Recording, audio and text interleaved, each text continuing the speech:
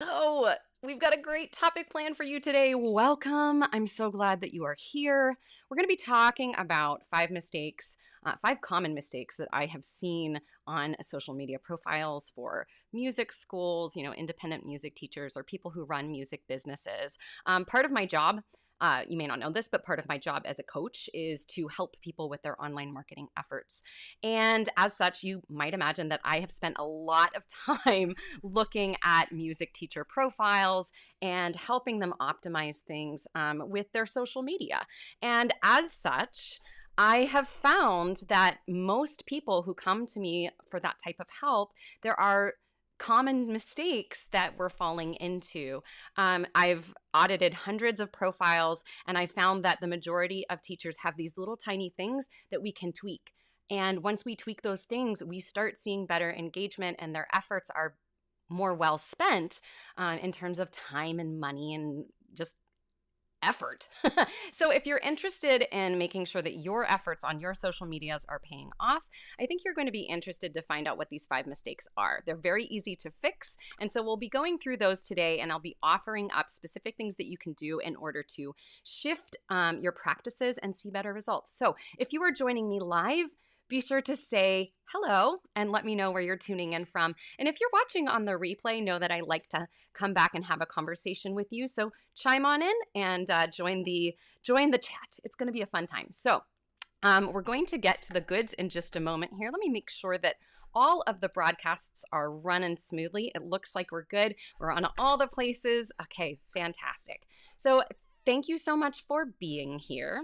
And I'm really excited to get started. So let me bring up one other link before we get rolling. All right, there we go. I just want to make sure I keep an eye on that. So the topic of the day, these are 5 common mistakes that I see on social media profiles.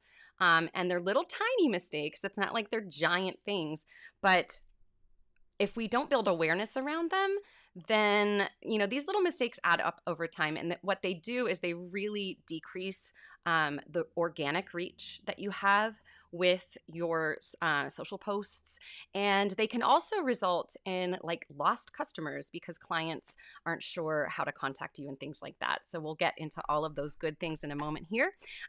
If you are joining us and you hear something that is valuable on today's broadcast, please give us a hashtag takeaway and let us know what that is down below, and we'll be sure to bring it up on the screen so that we can share your goodness. And if you're watching on YouTube, be sure to subscribe because we put out videos every week, and that way you can get the notifications.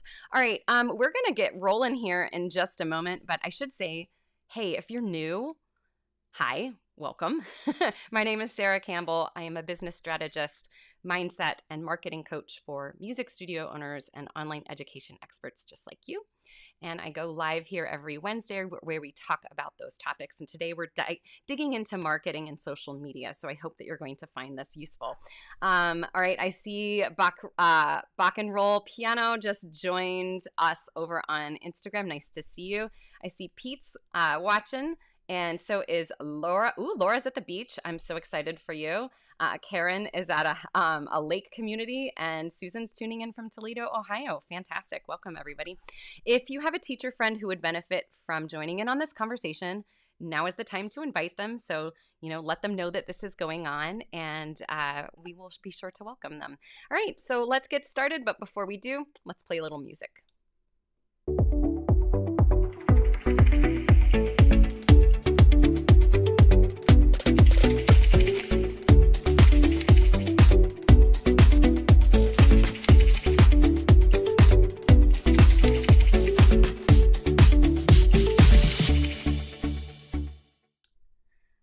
So here we go. The topic of the day is 5 mistakes that teachers, myself included, make on social media. And I really thought hard about what are 5 mistakes that I can definitely say happen across the board for most people.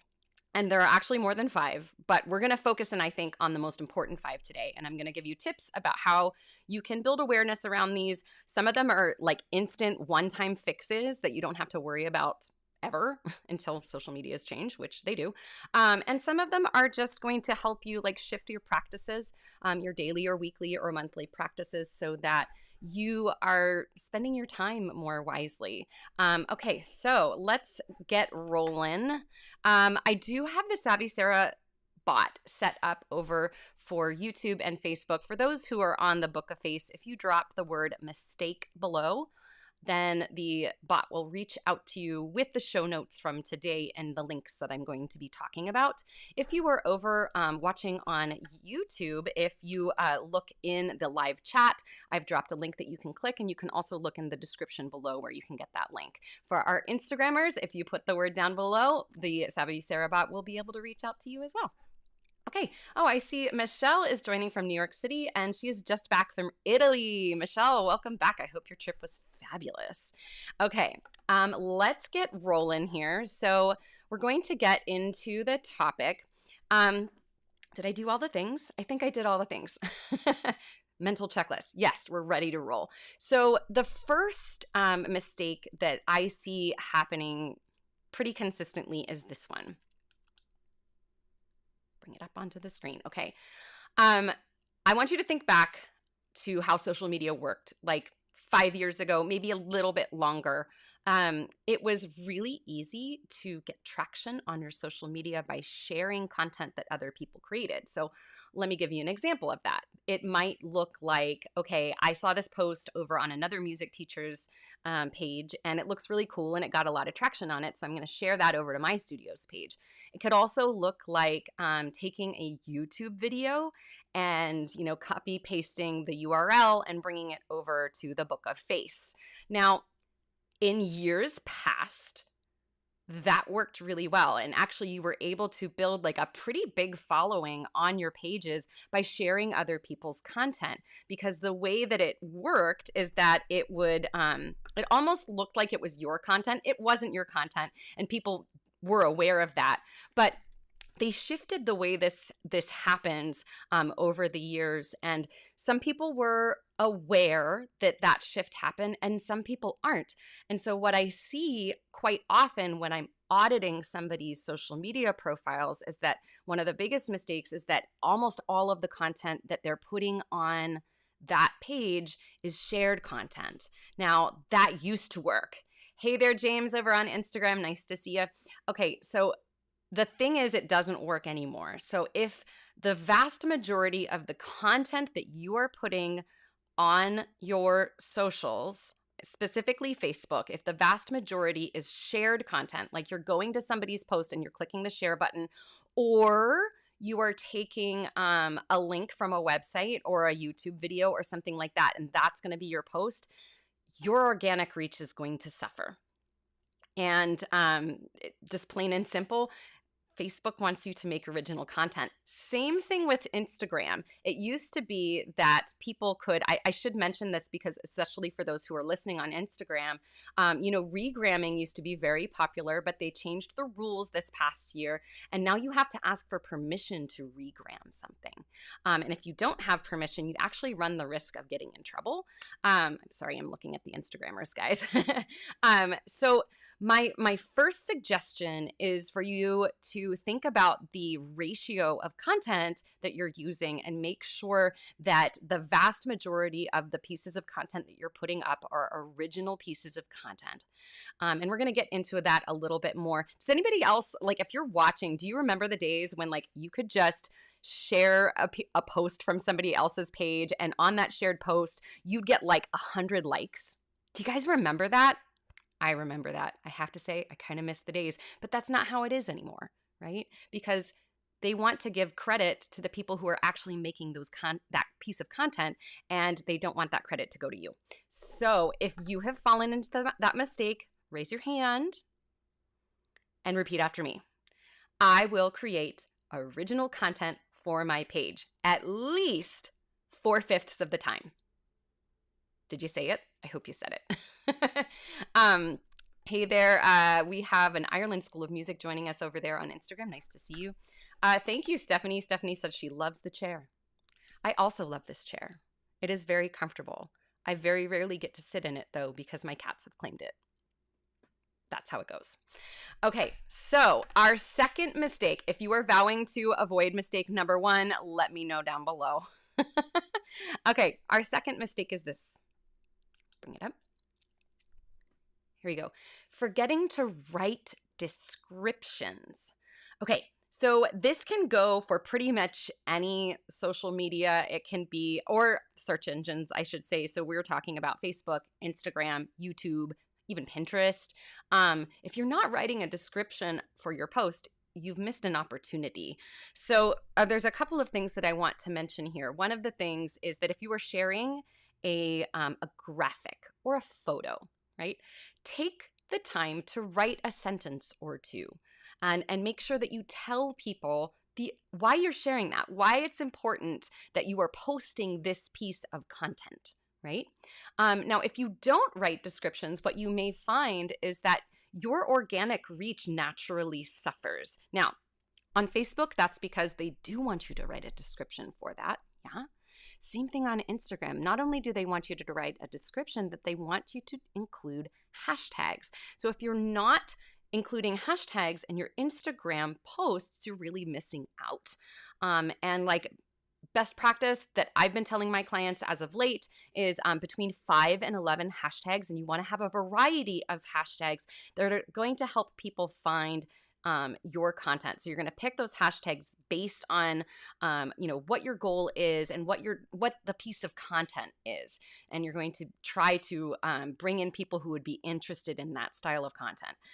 So if you're not writing descriptions and you're not including hashtags on Instagram, for the most part, Facebook really doesn't need them, then you're missing out, because that is something that is really important. I see Kate Fraser-Neely is watching over on my personal page, and she says, yep, agreeing. I'm not sure what you're agreeing to, but we're going to go with it. So for those of you who are creating content, whether it's graphics or photos, or I have to say videos as well, if you are posting video content or you are doing live video content, it's very important that you write a description letting people know what it's about. And I have all types of tips when it comes to writing effective descriptions. So that if that is something that you feel like you need assistance with, reach out to me and let's have a chat and we can talk about what we can do. Okay, so that's item number 2. Item number 3, here we go. Not knowing what a platform wants. And I know that this one's this can be a mistake that feels difficult to correct, because stuff is constantly changing. And I don't know about you, but it kind of frustrates me. Does anybody else feel frustrated when you suddenly find out that there's this new rule on this social media platform that you didn't know about, and that it means that you have to shift a lot of things that you've been working on? I feel that way. It's very annoying. So if you feel that way too, let me know. So let me try to help you correct this mistake in a nutshell, because we could definitely talk about this for a while. And, the solutions are going to vary a little bit depending on what your goals are and what type of content you're putting out. So in a nutshell, okay, we know that Instagram right now, looking at you guys, Instagram is really becoming a more video-centric platform. Reels are king over there. They are trying to compete with TikTok. I know that because I'm saying all these social media platform names on this video is probably going to suffer an organic reach. But I'm going to let it do that because y'all are here and you want these tips. So we know that Instagram loves Reels. They love short videos. We also know that Facebook does enjoy a good description. And if you're sharing stuff over there and it doesn't have a description of what you're talking about, that can, kind of be bad. There's also some things to think about in terms of what they call engagement bait on especially on Facebook. So there are certain types of words and phrases and things that we want to avoid. And I know that can feel really? I have to think about what I'm writing all the time. That can feel really awful. Hey there, Lauren. Nice to see you. So in terms of what a platform wants, we want to be mindful about best practices. So one of the things that you can do, there's a couple of solutions for this. First and foremost, reach out to me. I've got all kinds of resources that can help you, and I do my best to update our social media course here at Savvy to reflect the best practices. And we're going to be doing some really big updates this summer. So if you're interested in getting information about help from a fellow music teacher, reach out and let me know. Another thing that you can do is to go the DIY route and make sure that every once in a while you are looking up blogs or videos about best practices for a specific platform, like using the year that that you're searching for. So, it's 2022 now, to say like best practices on Instagram in 2022 and see what is out there. So this is important because one platform versus another, the type of content that they want is going to be different. The style of that type of content, meaning what's in the description, is going to be different. But here's the deal. And I know that you're like, oh, Sarah, that sounds like so much work. Once you get into the habit of understanding these things, once you understand these things and you get into the habit of implementing best practices, it becomes second nature and it's not nearly as hard as it sounds. So if you feel like you need some assistance with that, let me know. I'll be glad to reach out to you. Okay, if you are enjoying what we're doing on the broadcast so far, let's take a pause. Give me some of these. Give me some of these. And let me know what has been the most valuable thing for you so far in this discussion. So far, we've gone through 3 tips about not just sharing other people's content, about knowing how to write an effective description, about knowing to include your hashtags, and also about knowing what works best for a platform. Let me know which one of those 3 things is the most valuable to you. Okay, let's move on. We have 2 more points. Let's keep going. Number 4 today. Okay, this is really important. This is where you may be losing potential clients. So one of the big mistakes that I see is on somebody's profile that they have unclear steps for their new clients. Now, what does that mean? So I'm talking about clear calls to action that allow people to move into the first step of an inquiry process in your business. It's going to look different for each platform, but I'll give you some examples. So for instance, on a Facebook business page, it could be making sure that the buttons that you have, there's like lots of little settings that you can change, that the buttons that you have lead people to that first step. Now, your first step is going to be different from somebody else's first step. So maybe for someone, it's actually sending them a message to the page. But maybe for you, it's sending people over to your website so that they can get started on a clear path forward to learning about you and then inquiring. It could be that you have your phone number attached to the page. We want to make the first step really clear, not only on the profile, but also in the social media posts that we're making that are asking people to take an action. So we want those calls to actions. You'll see me put if I write about that, I often call it a CTA, a call to action. We want those to be super duper clear, and we want those to feed into how we want to run our business. So if you don't like people calling you on the phone, don't have that as your call to action. If you want people to learn more about your studio before they inquire so that they're not sending cold emails or cold messages, then let that be your first step. Now, that's a strategy that, when I'm working with a one-on-one client, we really sit down and think hard about what does this process look like? What feeds the business best? What does this new potential client need to know in order to take that first step?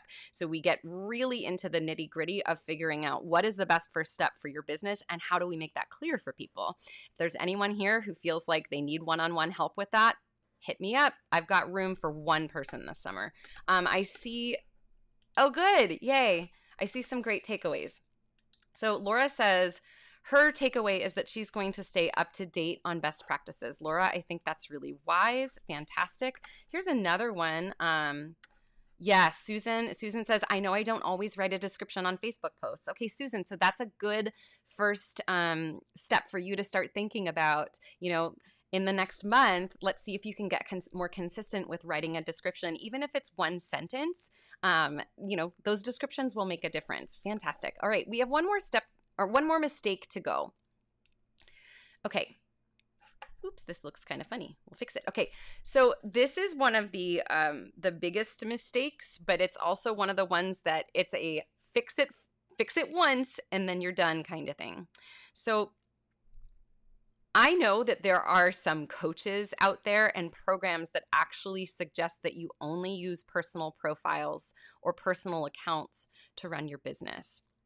I'm going to tell you right now that is not a best practice, and I don't agree with that particular opinion. Now, this is not to say that you cannot use, let's say, your personal profile on Facebook to talk about your business. You certainly can. There are effective ways to do that, and you'll even see me doing that, right?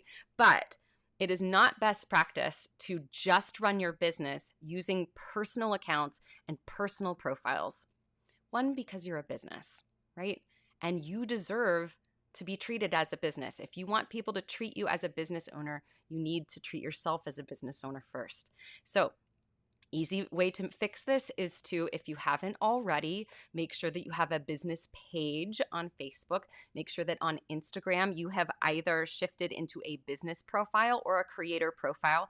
Knowing which one depends on the type of business that you have. I would suggest that most studios and people who are giving lessons as a business have a business profile or a professional profile.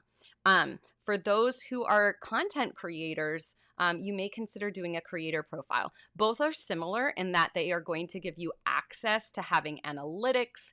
They're going to give you the option to get verified, and it's just really smart to do.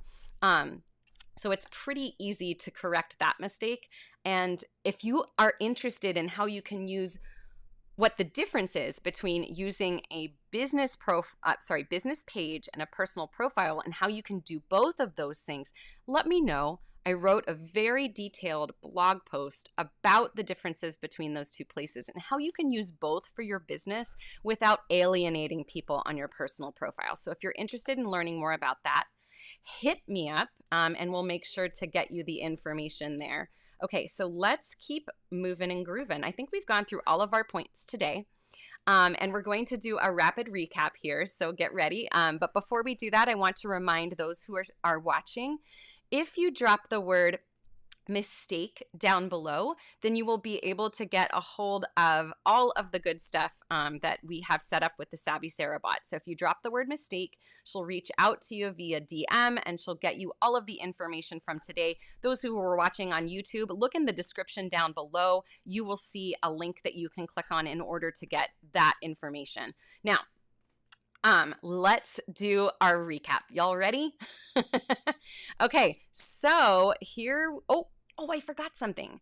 You know what? If you feel like you need assistance on this social media stuff and you would like step-by-step tutorials and advice from somebody who has audited hundreds of profiles and helped music teachers become more successful with their social media, then hit me up because I have a little social media course.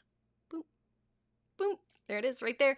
And it is specifically built for music teachers. It's super affordable and you're getting updated content all of the time. And we're going to be doing a big overhaul in the course this summer. We're going to be updating several of the guides with the new best practices for 2022. So if you're interested in that, drop social media down below and I'll reach out to you and give you the information for that course. We have 144 teachers in that course right now and they are doing a fantastic job. So we'd love for you to join us. All right, let's get to our recap here.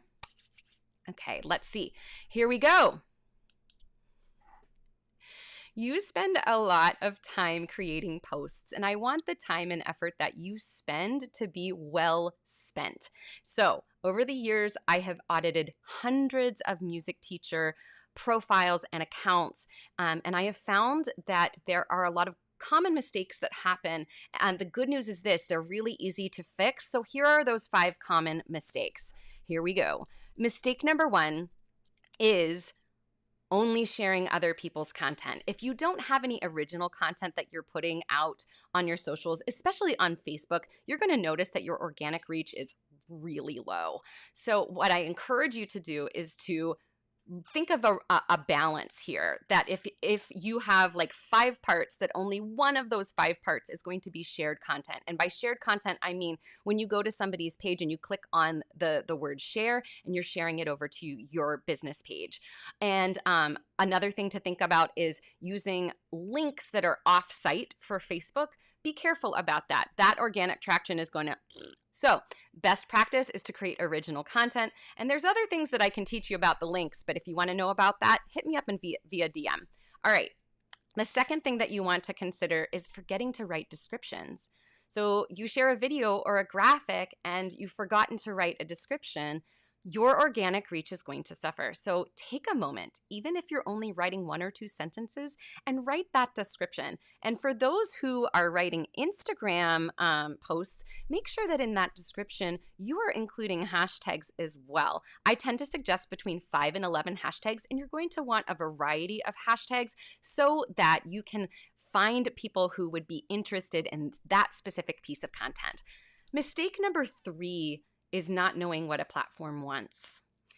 Platforms require different things. So one platform might be more video-centric, or they might be more short-form video-centric, like Reels, whereas other platforms might like longer live videos, or they like really detailed descriptions. So try to stay on top of what you think a platform wants. If you're not sure, you can always Google best Instagram practices for 2022, or you can hit me up because I have a lot of great information that is specifically for music teachers, and we update that inside of our social media course consistently.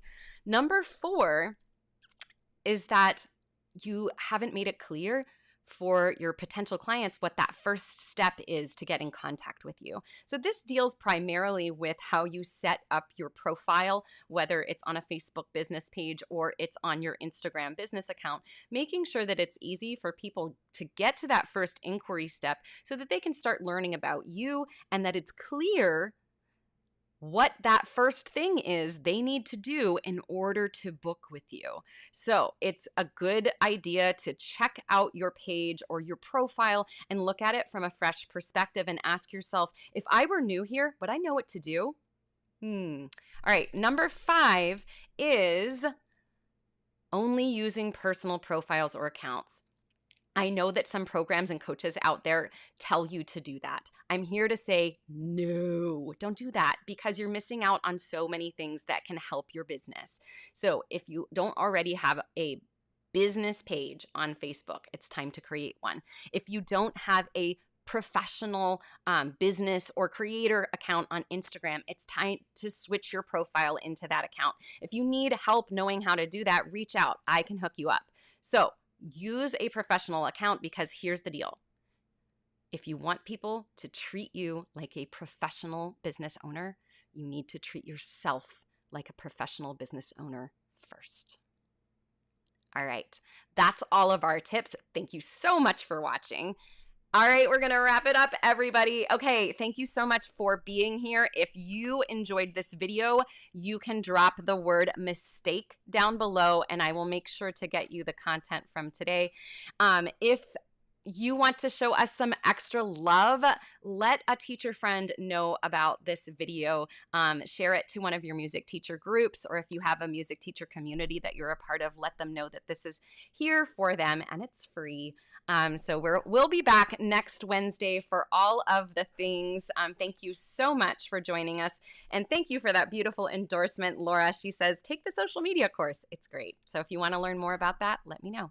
All right, we are wrapping it up, and I will see you all next week.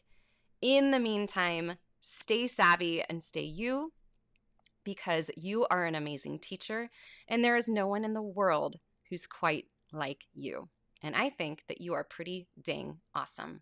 Thanks so much for being here. We'll see you next time.